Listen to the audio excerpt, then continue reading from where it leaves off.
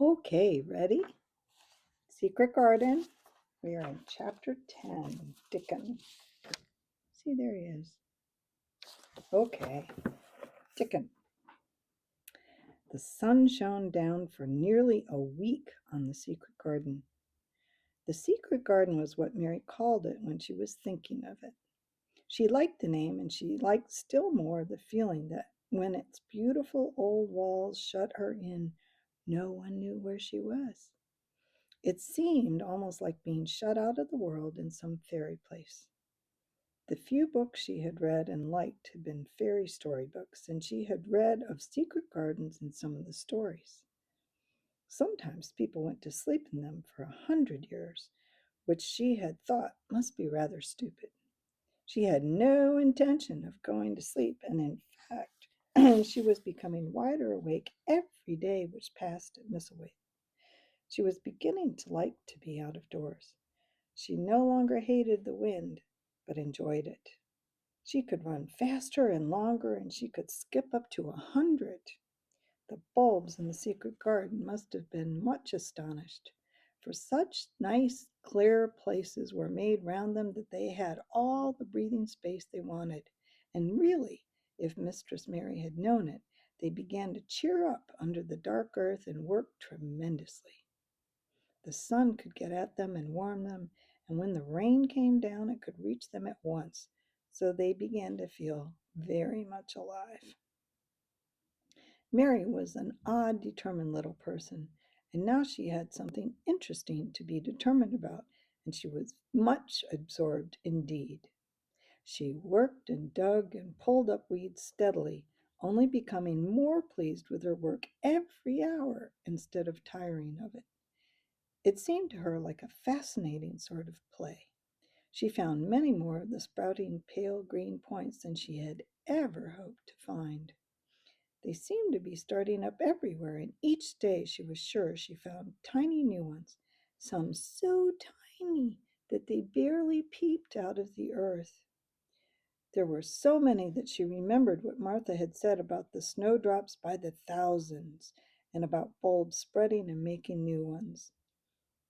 These had been left to themselves for 10 years, and perhaps they had spread like the snowdrops into thousands. She wondered how long it would be before they showed that they were flowers. Sometimes she stopped digging to look at the garden and try to imagine what it would be like when it was covered with thousands of lovely things in bloom. During that week of sunshine, she became much more intimate with Ben Weatherstaff. She surprised him several times by seeming to start up beside him as if she sprang out of the earth. The truth was that she was afraid that he would pick up his tools and go away if he saw her coming.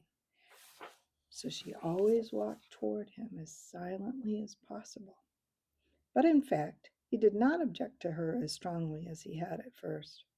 Perhaps he was secretly rather flattered by her evident desire for his elderly company. Then, also, she was more civil than she had been. He did not know that when she first saw him, she spoke to him as if she would have spoken to a native, and had not known that a cross, sturdy old Yorkshireman was not accustomed to salaam to his masters and be merely commanded by them to do things. "Thou'rt like the robin," he said to her one morning when he lifted his head and saw her standing by him. "I never knows when I'll see thee or which side thou come from." "He's friends with me now," said Mary. "That's like him," snapped Ben Weatherstaff, "making up to the women folk just for vanity and flighting us.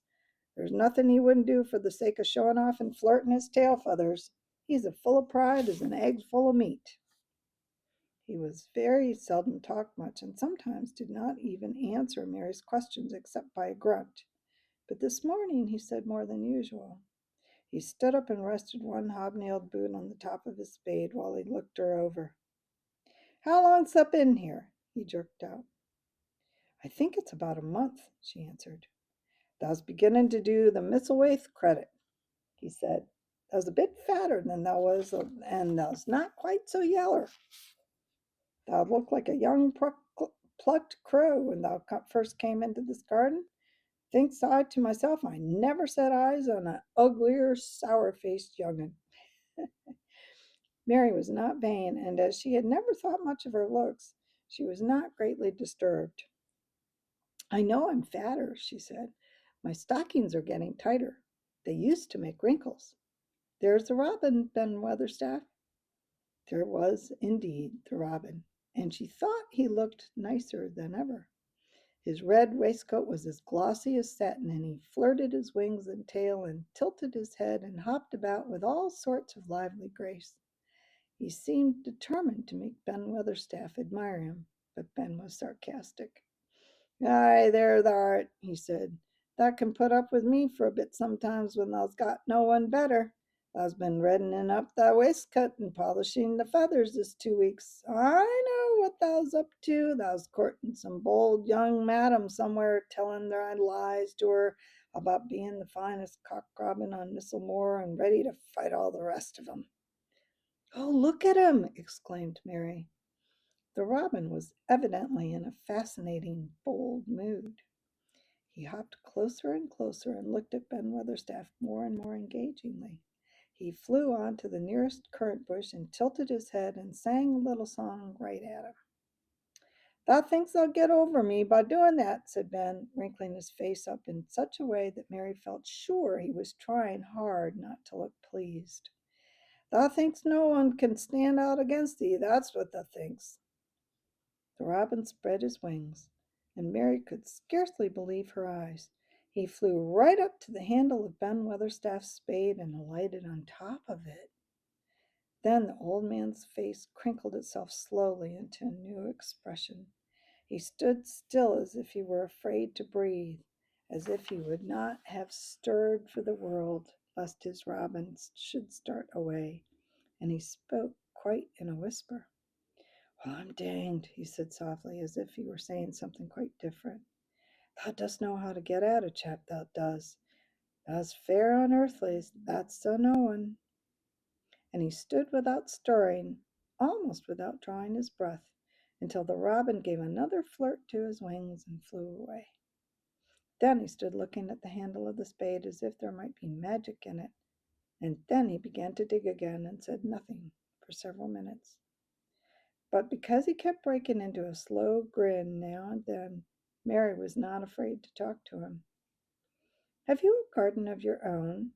she asked. "No, I'm a bachelor and lodge with Martin at the gate."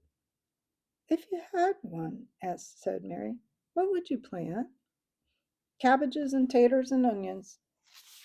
"But if you wanted to make a flower garden," persisted Mary, "what would you plant?" "Bulbs and sweet-smelling things, but mostly roses." Mary's face lighted up. "Do you like roses?" she asked. Ben Weatherstaff rooted up a weed and threw it aside before he answered. "Well, yes, I do. I was learned by a young lady I was a gardener to. She had a lot in a place she was fond of, and she loved 'em like they was children or robins. I've seen her bend over and kiss 'em." He dragged out another weed and scowled at it. "That were as much as 10 year ago." "Where's she now?" asked Mary, much interested. "Heaven," he answered, and drove his spade deep into the soil. "According to what the parson says." "What happened to the roses?" Mary asked again, more interested than ever. "They was left to themselves." Mary was becoming quite excited. "Did they die? Do roses quite die when they are left to themselves?" she ventured.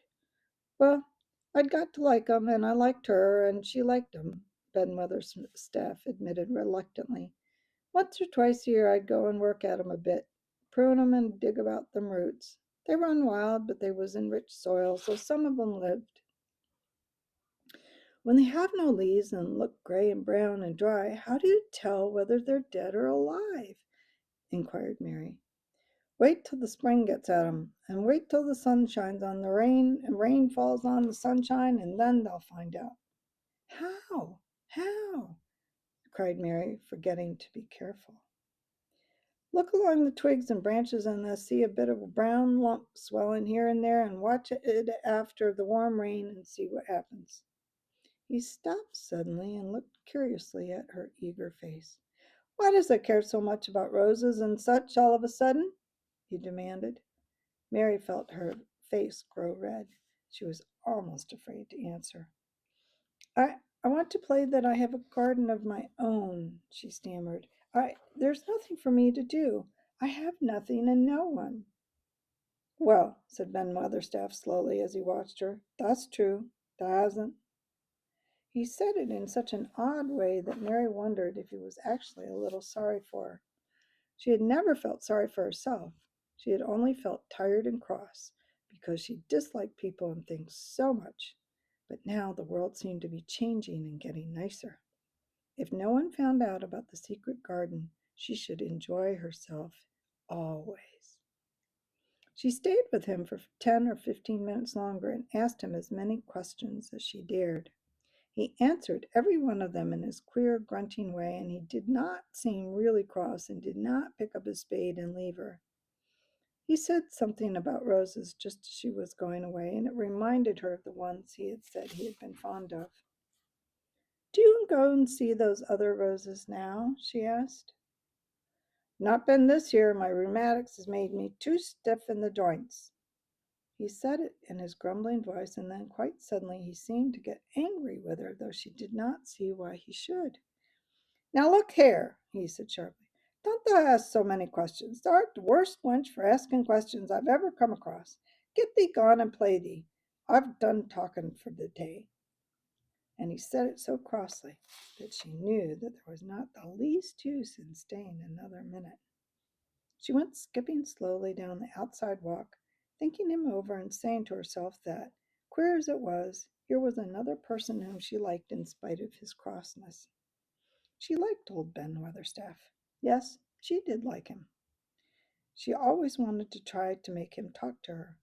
Also, she began to believe that he knew everything in the world about flowers. There was a laurel hedged walk which curved round the secret garden and ended at a gate which opened into a wood in the park. She thought she would skip round this walk and look into the wood and see if there were any rabbits hopping about. She enjoyed the skipping very much, and when she reached the gate, she opened it and went through because she heard a low, peculiar whistling sound and wanted to find out what it was.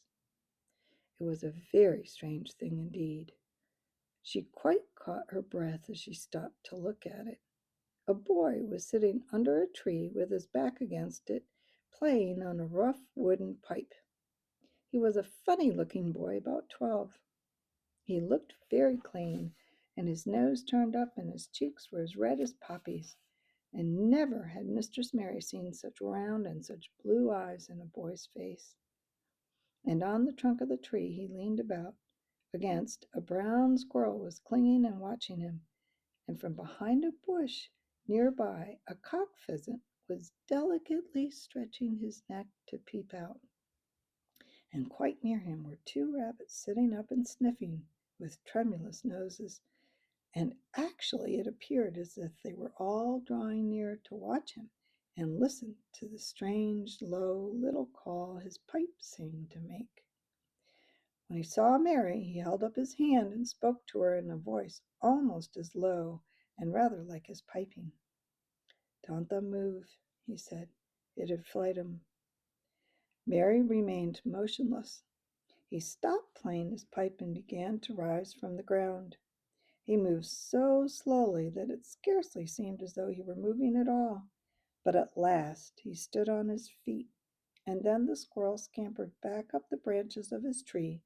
The pheasant withdrew his head, and the rabbits dropped on all fours and began to hop away, though not at all as if they were frightened.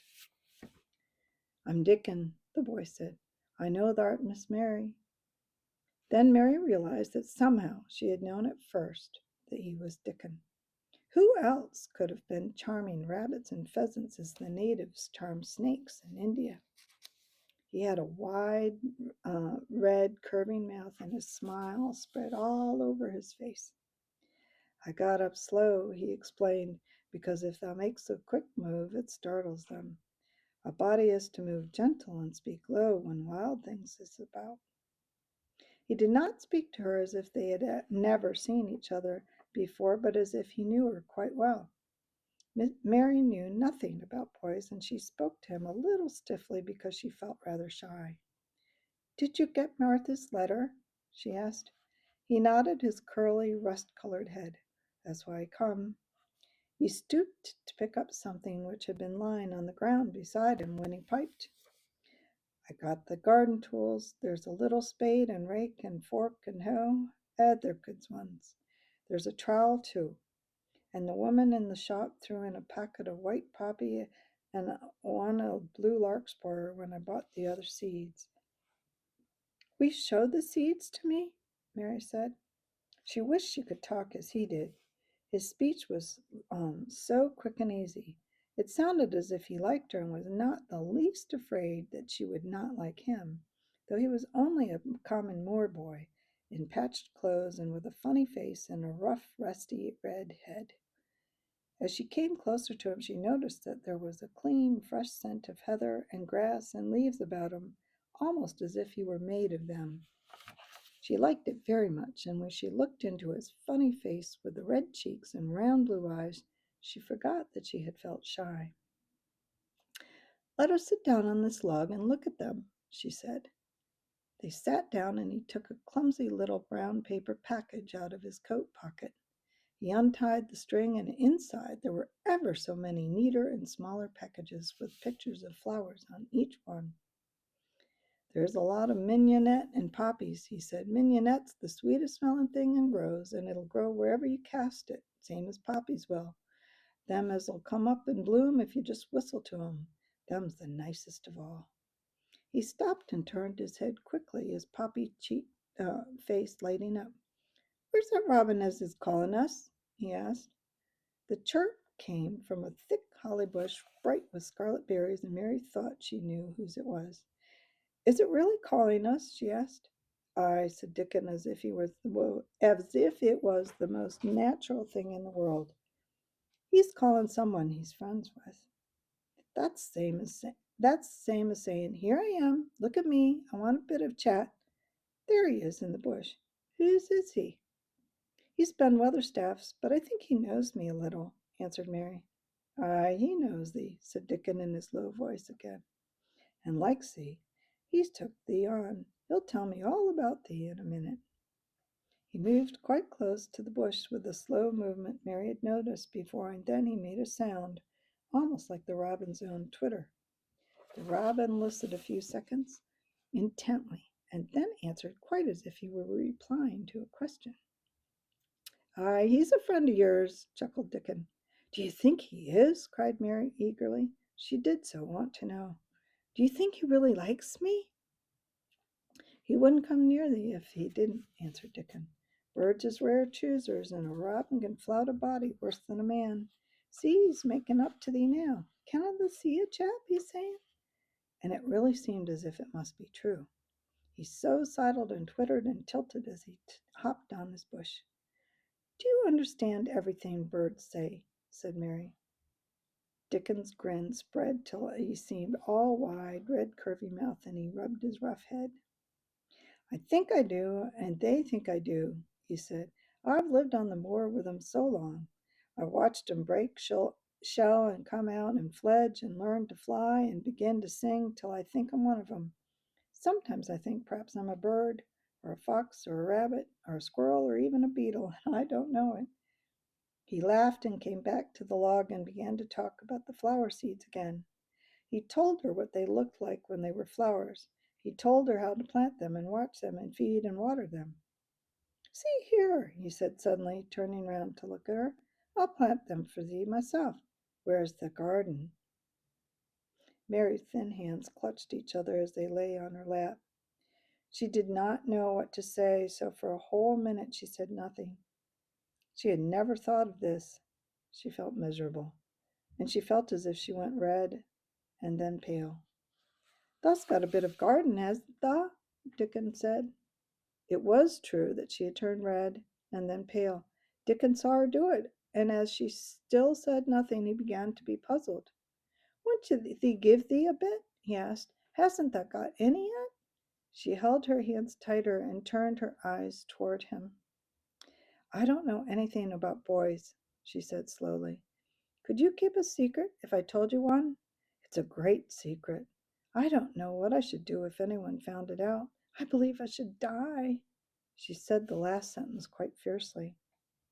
Dickon looked more puzzled than ever and even rubbed his hand over his rough head again, but he answered quite good humoredly. "I'm keeping secrets all the time," he said. "If I couldn't keep secrets from the other lads, secrets about foxes' cubs and birds' nests and wild things' holes, there'd be naught safe on the moor. I I can keep secrets." Mistress Mary did not mean to put out her hand and clutch his sleeve, but she did it. "I've stolen a garden," she said very fast. "It isn't mine. It isn't anybody's. Nobody wants it. Nobody cares for it. Nobody ever goes into it. Perhaps everything is dead in it already. I don't know." She began to feel hot and as contrary as she'd ever felt in her life. "I don't care. I don't care. Nobody has any right to take it from me when I care about it, and they don't. They're letting it die all shut in by itself," she ended passionately. And she threw her arms over her face and burst out crying. Poor little Mistress Mary. Dickon's curious blue eyes grew rounder and rounder. "Hey," he said, drawing his exclamation out slowly, and the way he did it meant both wonder and sympathy. "I've nothing to do," said Mary. "Nothing belongs to me. I found it myself, and I go into it myself, and I was only just like the robin, and they wouldn't take it from the robin." "Where is it?" asked Dickon in a dropped voice. Mistress Mary got up from the log at once. She knew she felt contrary again and obstinate, and she did not care at all. She was imperious and Indian and at the same time hot and sorrowful. "Come with me and I'll show you," she said. She led him round the laurel path and to the walk where the ivy grew so thickly. Dickon followed her with a queer, almost pitying look on his face. He felt as if he were being led to look at some strange bird's nest and must move softly. When she stepped to the wall and lifted the hanging ivy, he started. There was a door, and Mary pushed it slowly open and they passed in together. And then Mary stood and waved her hand around defiantly. "It's this," she said. "It's a secret garden, and I'm the only one in the world who wants it to be alive." Dickon looked round and round about it, and round again. He almost whispered. "It is a queer, pretty place. It's like as if a body was in a dream." So there you go. Next time, Chapter 11, The Nest of the Mistle Thrush. Until then.